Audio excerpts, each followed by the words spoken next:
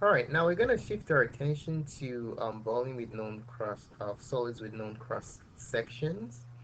So let's write down the title, volume of solids um, with cross sections. Cross sections.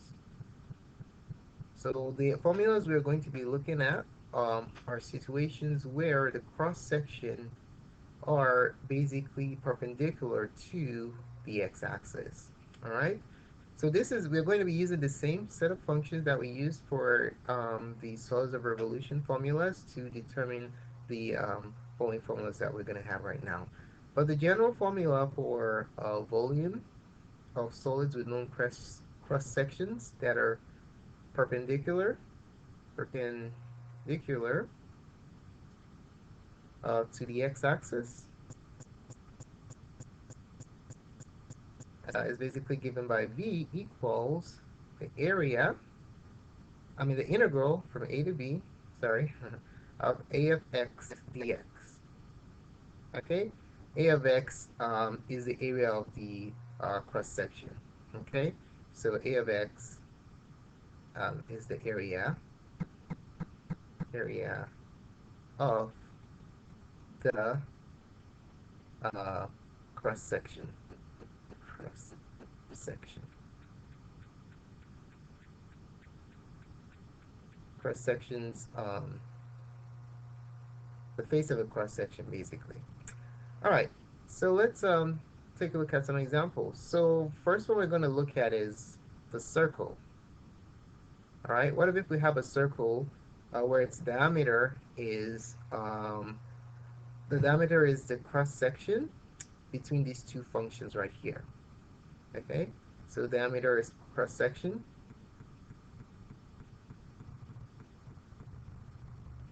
The cross section. So what will the formula be? Well, the formula is simply going to be V equals the integral from A to B of pi r square dx. Remember the formula for the area of a circle, right, is pi r square. Um, so what is this r going to be in terms of the situation that we have right here? So let's make a sketch of the situation to see if we can understand what's going on here. I'm going to tilt it slightly, okay? So I just tilt my x-axis and my y-axis like that. We have the first function. It's kind of linear function, and then we have the other function that looks like a parabola, like this. Now let's try that again. What's happening is this segment perpendicular to the x-axis, each segment is the diameter of the circle. Okay, so that's what the diameter of the circle is. So if we want to draw what the shape looks like, it's going to look something like this. Draw one section. So this is the diameter. We have a complete circle going around like that. Right, so we have this circle on the entire domain, and then you have basically like a pear, something like a pear shape, something like that. Okay, so that's what it's going to look like. But what we just care about mainly is what is the area of this circle right here. Okay, so let's figure out what the diameter is. What is the diameter of this circle? So the diameter is basically going to be the function at the top minus the function on the bottom. That will give us the diameter of our circle. Okay, so diameter d is going to be um, the function on the top is f of x, right? Let's make sure. Yes, f of x. So the diameter d is going to be f of x minus the function on the bottom, which is g of x. So that will give us the length of this segment right here. That's the diameter of our circle. But I need the radius, right? Because that's what the formula calls for. So the radius is simply going to be 1/2 of that entire expression. So the radius is going to be f of x, the function on top, minus g of x, the function on the bottom. That gives me the diameter. And we just simply divide that result just divide it by 2. And that gives me the radius. And this radius, I'll plug it into my formula here. So the formula for my volume is simply going to be the integral from a to b, points of intersection. You trace it down, this would be your A, and if you trace this down, this would be your B. Part of my sketch doesn't look too good. Of pi. Now my r is this entire expression square, so f of x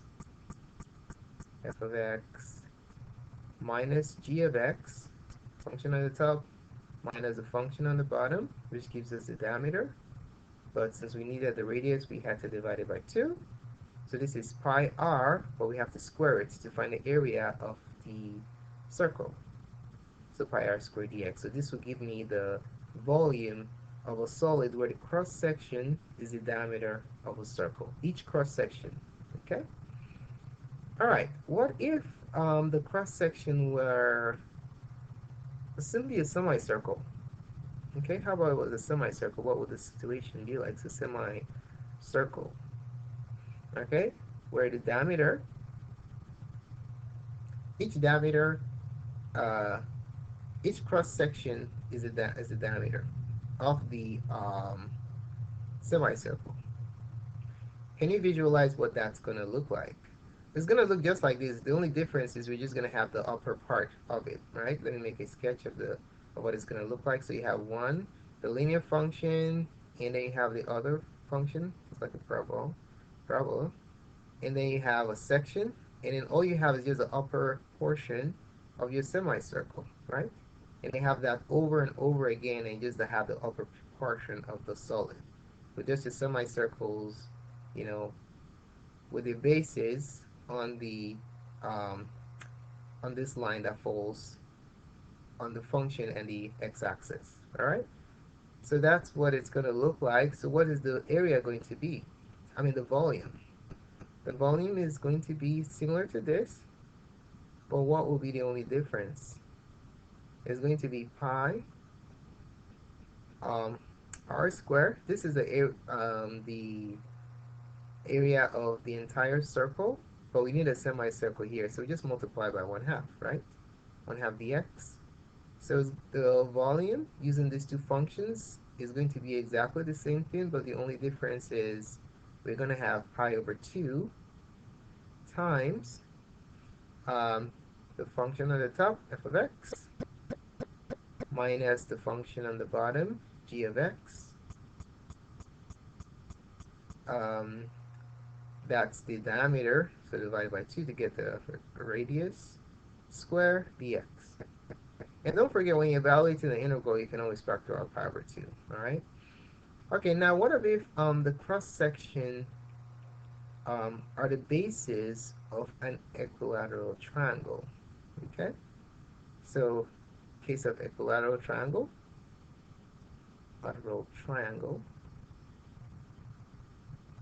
Alright, so this is 2, 1, 3.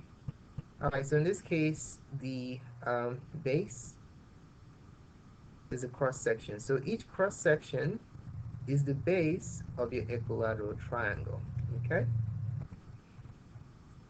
Alright, so can you visualize what the situation is going to look like graphically? Can you visualize how the solid is going to look like if every cross-section of the region is the base of an equilateral triangle? Let's go ahead and attempt to make a sketch. So let's say you have your y-axis and your x-axis, and then you have the linear function and the other function that looks like the parabola, like this. Now each cross-section is the base. So I'm just going to draw one cross-section because I don't draw very well. So this is one cross-section, and that is the base of what? An equilateral triangle. So what you have is you have an infinite amount of equilateral triangles where the base is basically the cross-section of this region. So you have a triangle right here, and you have another triangle, equilateral triangle right here. So you basically have a nice little solid that the cross-section is basically an equilateral triangle. So the task that we have to accomplish here is just basically figuring out what the area of this equilateral triangle is. Okay, so let's draw the equilateral triangle. So we have an equilateral triangle right here. So what is the formula of the area of an equilateral triangle? So let's say the side is S, so it's SSS.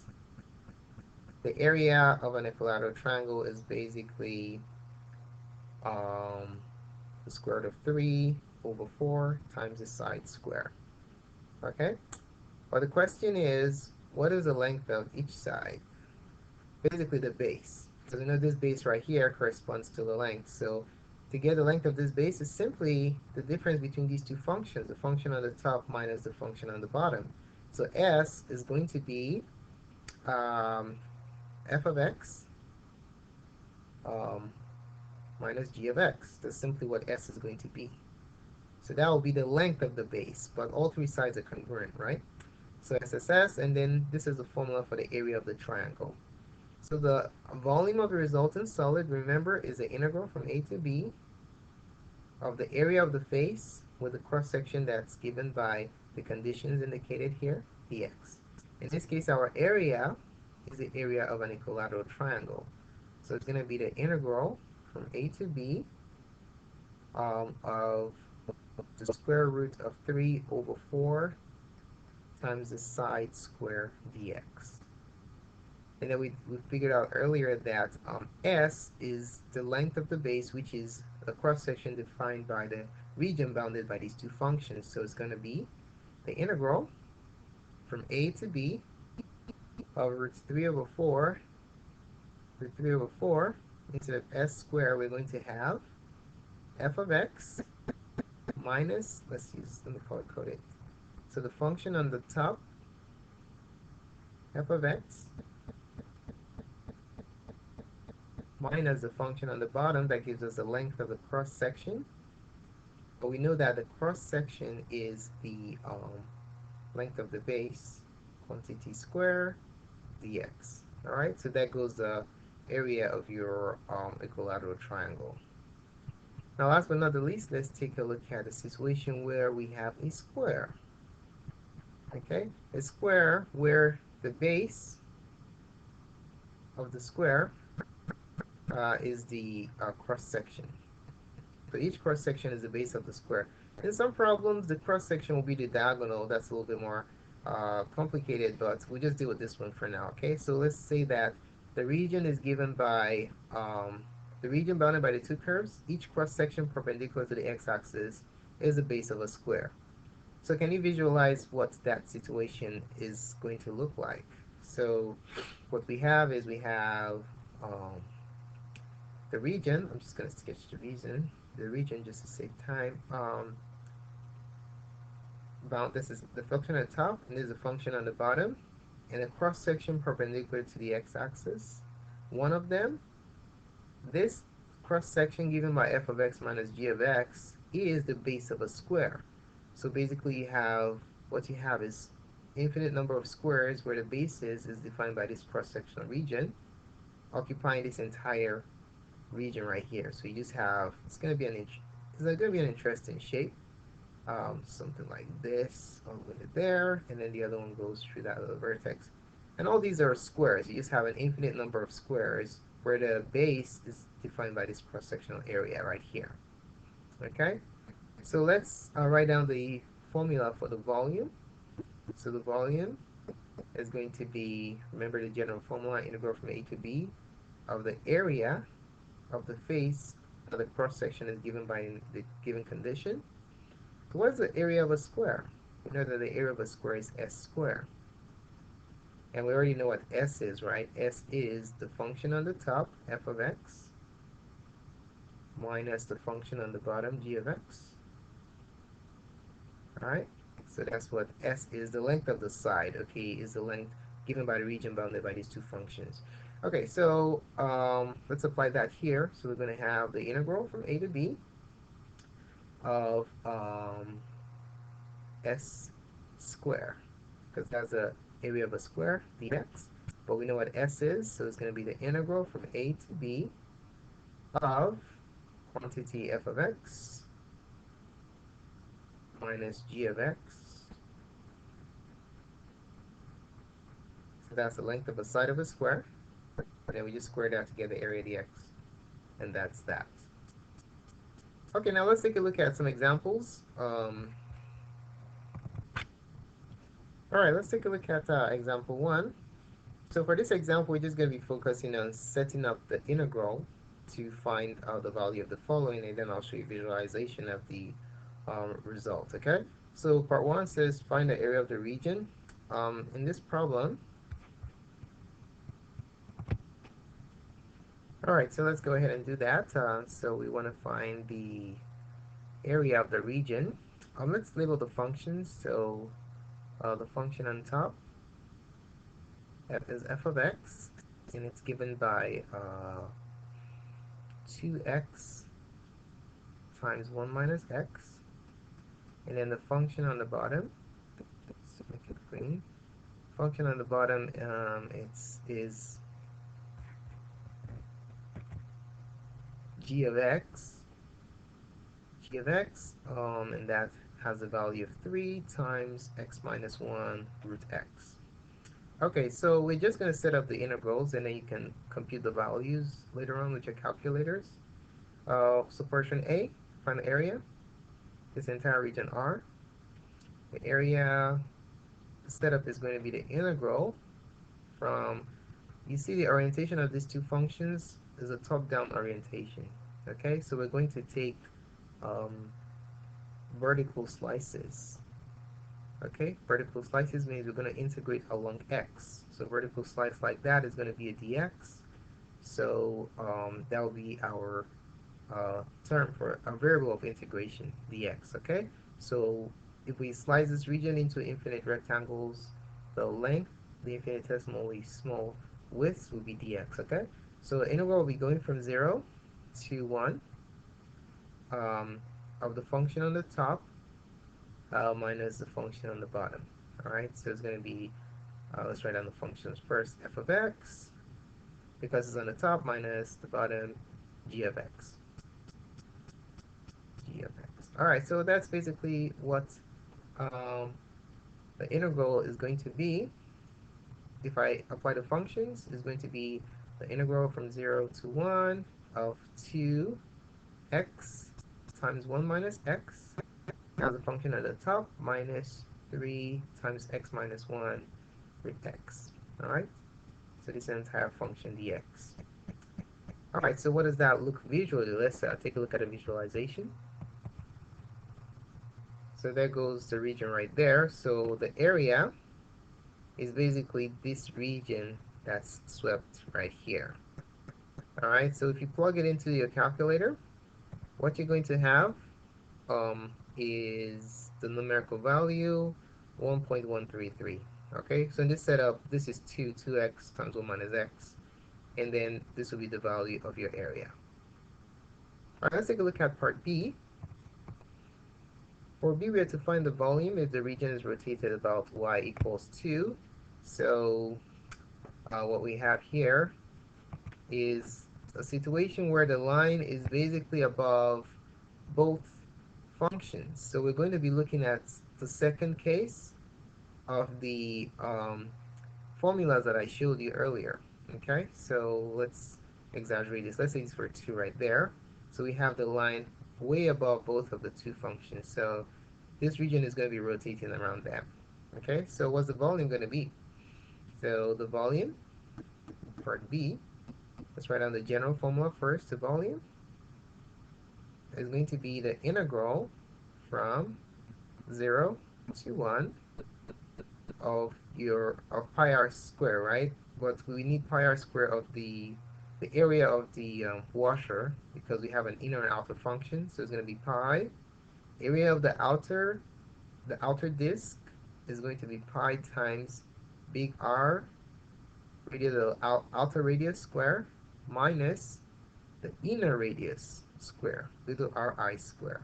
Okay, so if you distribute this pi to both of them, then you have the resultant region. Okay, let me color code this.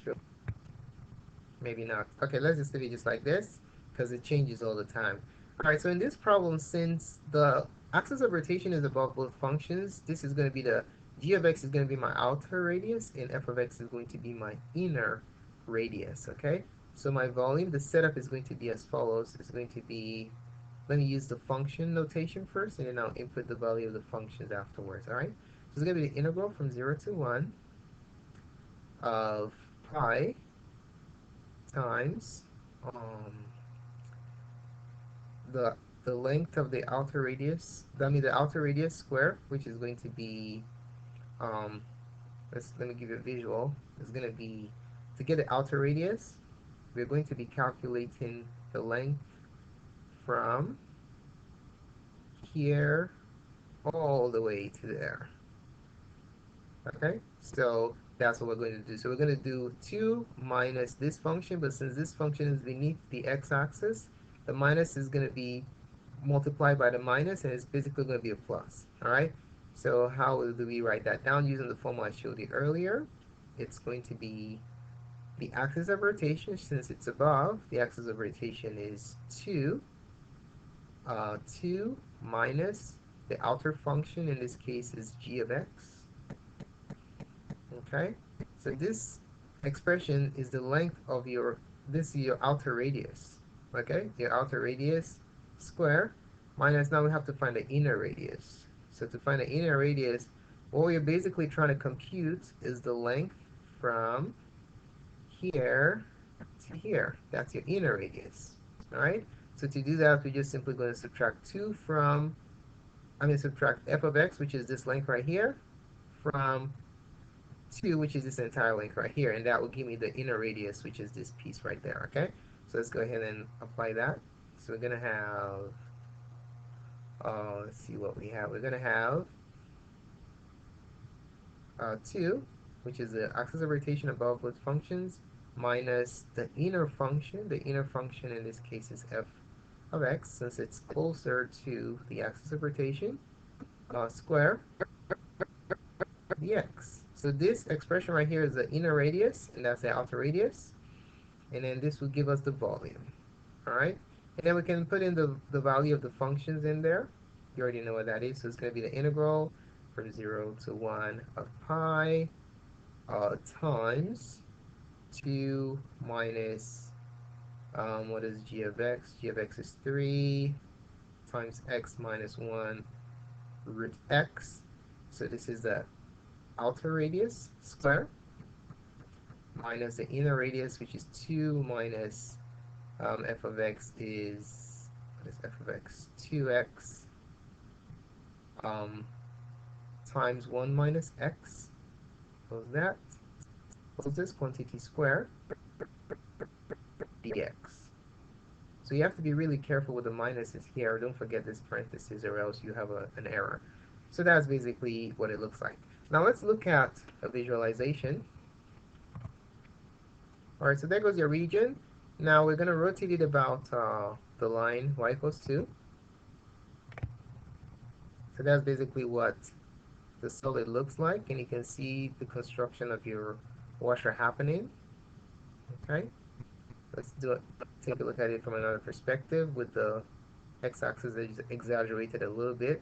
So when you rotate that region around y equals 2, that's what you get, and you see how our slice forms a washer. You can see the washer right there. All right, so if we take the infinite sum of the washer on our limits of integration from 0 all the way to 2, what's that going to look like? Let's take a look at it. There you have it. Okay, so adding the volume of all those infinitely tiny washers, the infinite sum, will basically give us the volume of the resulting solid. And you can see that this is a washer situation here. Okay? Now let's look at part C. For part C, we want to find the volume where each cross-section perpendicular to the x-axis is the base of a square.